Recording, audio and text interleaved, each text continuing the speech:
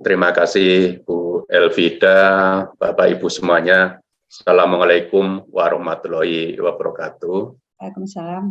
Waalaikumsalam warahmatullahi wabarakatuh.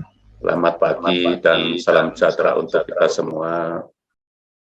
Yang saya hormati Sub Pokja Pendidikan Guru Penggerak, ada Mbak Rita Dewi Suspalupi, ada Pak Otong Kusnadi, ada Pak Agus Romani. Dan saya hormati juga Bapak Ibu narasumber, ada Bapak Ibu instruktur, fasilitator pemandu dalam hal ini, kemudian tim LMS, tim SIM PKB, kemudian tim penyelenggara panitia dari Pokja Pendidikan Guru Penggerak. Dan yang saya banggakan Bapak Ibu calon fasilitator yang nanti mungkin sebentar lagi, tidak ada 1 minggu, harapannya sudah menjadi fasilitator.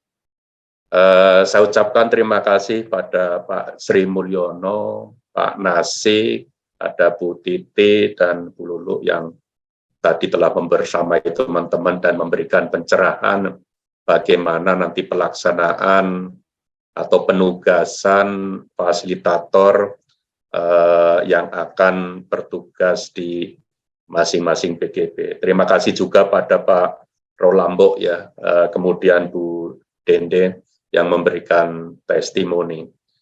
Sama-sama. Saya sampaikan selamat pada Bapak Ibu semuanya ya, karena saya kira hari ini hari yang sangat membanggakan, membahagiakan ya, karena apa yang Bapak Ibu sekalian lakukan penuh perjuangan, tidak semua orang bisa ya, kemudian banyak juga kendala, apalagi ini dilakukan pada waktu kita menjalankan ibadah puasa.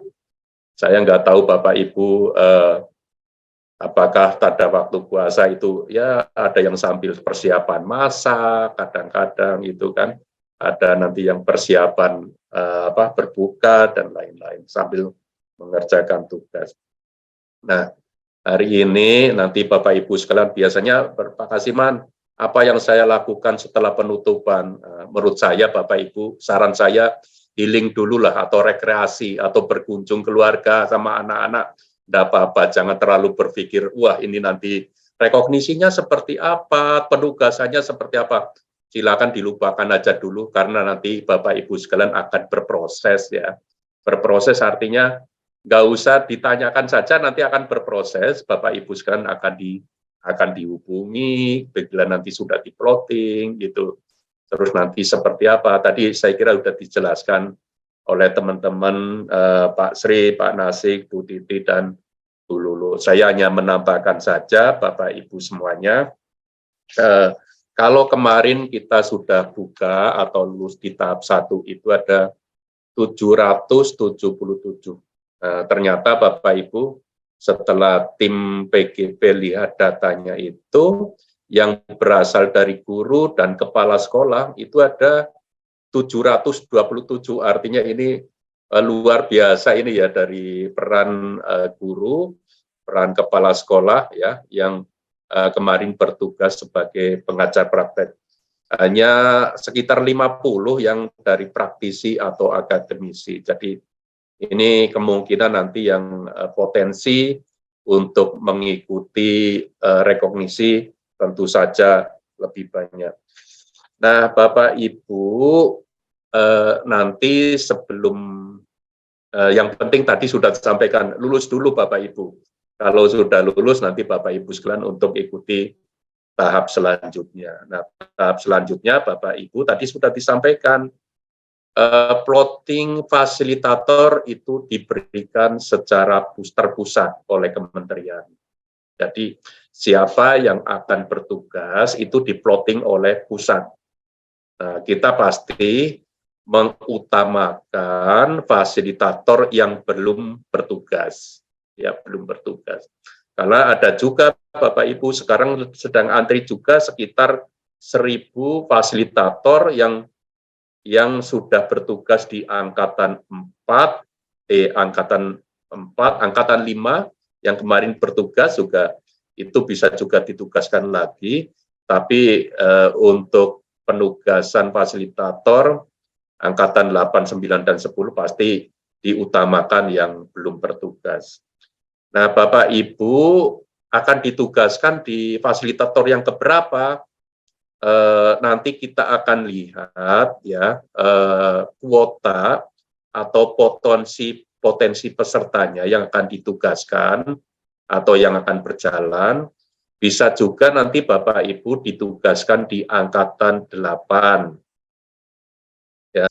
Kalau nanti terlalu banyak angkatan 8 ini, bisa juga nanti digeser penugasannya di angkatan 9. Atau penugasannya bisa juga di angkatan 10. Kita akan lihat, dan harapannya Bapak Ibu, kita nanti yang belum bertugas saat ini, ya nanti segera ditugaskan. Termasuk Bapak Ibu, kalau ini fasilitator angkatan 13, kita masih juga punya rekrutmen kemarin di angkatan 12 ini juga belum bertugas. Yang angkatan 12 kemarin memang direkrut dari pengawas dan Widya Iswara, ya itu. Nah, kemudian Bapak Ibu, apa yang akan dilakukan begitu nanti Bapak Ibu semuanya sudah nanti mendapatkan plotting, maka Bapak Ibu sekalian harus mendownload namanya surat kesanggupan atau pernyataan kesanggupan. Nah, itu didownload, dibaca dengan seksama, kemudian kelihatannya perlu ditempel materai karena kesanggupan itu, kemudian diupload. Ya, itu bagian dari pernyataan diri untuk sanggup, dan tentu saja di situ ada ketentuan-ketentuannya. Misalnya tidak sedang menjadi kepala sekolah penggerak. Misalnya di situ ditetapkan atau pernyataannya adalah tidak sedang bertugas sebagai fasilitator di sekolah penggerak dan lain-lain. Di situ banyak macamnya yang harus dibaca dengan seksama. Sehingga kalau ternyata Bapak Ibu sekalian dari pernyataan kesanggupan itu Bapak Ibu sekalian menyatakan, waduh, kalau seperti ini saya nggak sanggup, tidak apa-apa. Jadi nanti hanya yang sanggup saja nanti yang akan ditugaskan. Kemudian tadi Bu Titik sudah nyampaikan bahwa Bapak Ibu bisa mengampu satu kelas atau sampai maksimal 2 kelas, ya. Ada nanti yang Bapak Ibu 1 kelas dan ada yang 2 kelas gitu. Mohon nanti Bapak Ibu sekalian diterima dulu ya. Misalnya Bapak Ibu, waduh kok saya 1 kelas ya, tidak 2 kelas ya, gitu. Jadi itu silakan nanti di plotting. Ini juga bagian dari Bapak Ibu sekalian belajar dulu untuk angkatan awal gitu. Kemudian yang berikutnya, kalau yang 2 kelas, Bapak Ibu sekalian pada waktu memfasilitasi jangan digabung, ya. Bapak Ibu 1 kelasnya itu bisa 8 sampai 15 ya. 8 sampai 15 per kelasnya. Tapi kita sudah menyeting rata-rata kurang lebih 10. Ya, kurang lebih 10, tapi tidak mungkin ideal 10, 10, 10 semua. Tapi ada juga mungkin daerah nanti yang ada 8 atau sampai 15. Dan itu 2 kelas itu, kalau yang 1 kelas otomatis nggak masalah. Kalau yang 2 kelas jangan digabung. Itu ada ruang kelasnya tersendiri. Karena nanti kalau digabung Bapak Ibu sekalian hanya mendapatkan honor 1 kelas. Nah, kalau 2 kelas Bapak Ibu sekalian, 2 kelas artinya jadwal yang berbeda. Jadwal yang berbeda Pak. Jadi nanti dapat honornya juga honor untuk 2 kelas atau 2 pertemuan gitu. Terus bagaimana menjadi fasilitator, apakah waktunya sudah ditetapkan? Nanti Bapak Ibu sekalian akan mendapatkan jadwal ya, jadwal. Nah, jadwalnya bisanya untuk umum, untuk 1, tapi Bapak Ibu di LMS sudah disetting untuk 2 kelas, artinya Bapak Ibu silakan dinegosiasi, dikoordinasikan, dikomunikasikan dengan CGP-nya. saya harapkan jangan ngambil kelas di pagi hari. Karena pagi hari guru-guru itu sedang ada di kelas. Ya, kasihan yang bersangkutan harus meninggalkan kelas, ya. Karena harapannya Bapak Ibu untuk menjadi CGP itu tidak meninggalkan kelas, tupoksinya tetap berjalan. Oleh karena itu sedapat mungkin diambil jadwalnya itu setelah jam pembelajaran selesai, siang hari. Siang hari misalnya ada pertemuan 1 jam, ya 1 jam silakan dikondisikan dengan 10 CGP atau 8 CGP atau 15 CGP, dikondisikan, disampaikan Bapak Ibu, kita besok akan pertemuan ruang kolaborasi misalnya. Jam berapa? Oh, setujunya nanti misalnya jam 2 sampai jam 3. Itu kelas yang pertama. Kalau nanti ada 2 kelas, bisa juga nanti yang jam 15 sampai jam 16. Jadi geser 1 jam gitu. Dan ini Bapak Ibu sekalian penting sekali ya dikomunikasikan dengan CGP masing-masing. Jadi jadwalnya adalah jadwal umum. Nanti yang akan disampaikan kepada Bapak Ibu. Umum artinya apa? Bapak Ibu sekalian bisa menyeting jadwalnya, oh mulai jam 2 atau mulai jam 1. Itu enggak apa-apa, silakan. Tapi saya berharap untuk dilakukan di siang hari. Nah, kemudian Bapak Ibu tentang penugasan. Bapak Ibu tidak ditugaskan dari BGP atau BPGP ya, atau dari kementerian. Bapak Ibu begitu nanti sudah menandatangani surat kesanggupan, ya, nanti akan mendapatkan surat undangan dari BGP BPGP untuk menjadi fasilitator. Jadi nanti surat tugas itu dari atasan langsung. Yang menerbitkan surat tugas atasan langsung. Artinya kalau dari ada Bapak Ibu sekalian dari guru, ya atasannya kepala sekolah atau juga bisa ketua yayasan. Kalau yang dari kepala sekolah ya kepala dinas. Kalau nanti ada yang dari dosen ya dekan atau rektornya. Jadi pimpinan langsung atau atasan langsung, karena tadi ada yang bertanya ya Bapak Ibu itu. Kemudian juga tadi sudah disampaikan sakit, umroh, haji Bapak Ibu yang dicatat ya catatannya hanya catatan alasan ya. Tapi kalau sudah tidak hadir itu adalah kehadirannya yang dihitung. Jadi kalau misalnya oh sakit itu ya sudah hanya catatan Bapak Ibu ya, tapi dinyatakan tidak hadir gitu. Karena itu akan menentukan lulus atau tidaknya jumlah kehadirannya, bukan alasannya.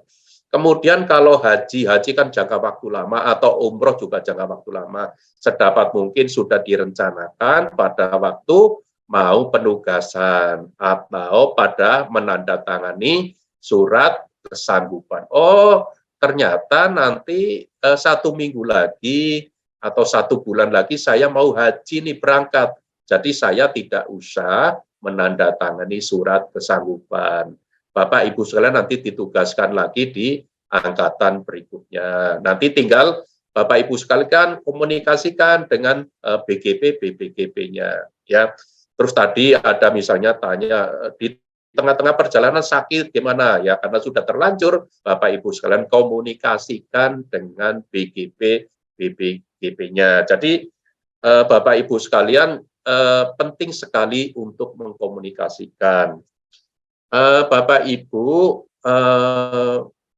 pembekalan ini adalah dasar-dasarnya ya. Jadi Bapak Ibu perlu belajar lagi lah gitu, atau cari informasi lebih detail lagi, lebih mendalam lagi ya tentang ilmu yang sudah disampaikan, baik itu berupa modul atau tata caranya. Jadi banyak sekali kalau misalnya Bapak Ibu kan carikan informasi ya. Sekarang ada chat GPT, saya kira atau di googling juga tidak apa-apa belajar gitu ya.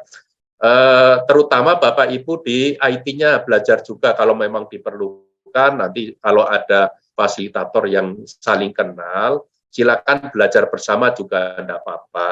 Itu tidak apa-apa. Karena Bapak Ibu ada pengalaman ya yang bersangkutan fasilitator itu gaptek ya, IT-nya itu kurang bagus gitu. Sehingga pada waktu mau elaborasi, mau diskusi, itu menunggu anaknya, dibantu anaknya gitu. Begitu dibantu anaknya, pas anaknya itu bisanya pagi, minta pagi kepada guru penggeraknya. Kita pertemuan pagi ya, gitu.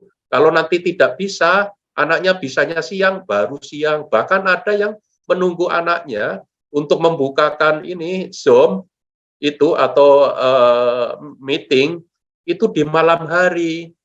Itu kasihan juga Bapak Ibu ya. Jadi lebih baik Bapak Ibu sekalian belajar mandiri bersama teman-temannya. Saya kira kalau Bapak Ibu sekalian secara mandiri bisa, Bapak Ibu bisa dimanapun untuk menjadi fasilitator, ya, bisa dimanapun.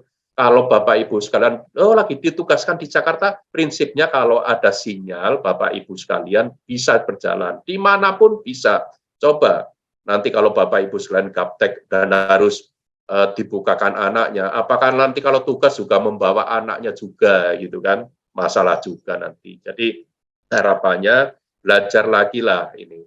Nah, kemudian Bapak Ibu, apakah kalau sudah jadi fasilitator bisa ditugaskan lagi menjadi PP? Tidak Bapak Ibu, karena tidak boleh mendua. Jadi Bapak Ibu sekarang sudah naik level ya. Tentu saja akan ditugaskan sebagai fasilitator. Nanti yang PP gimana? Yang PP itu kita lagi usaha nanti akan dilakukan oleh guru penggerak yang sudah menjadi PP.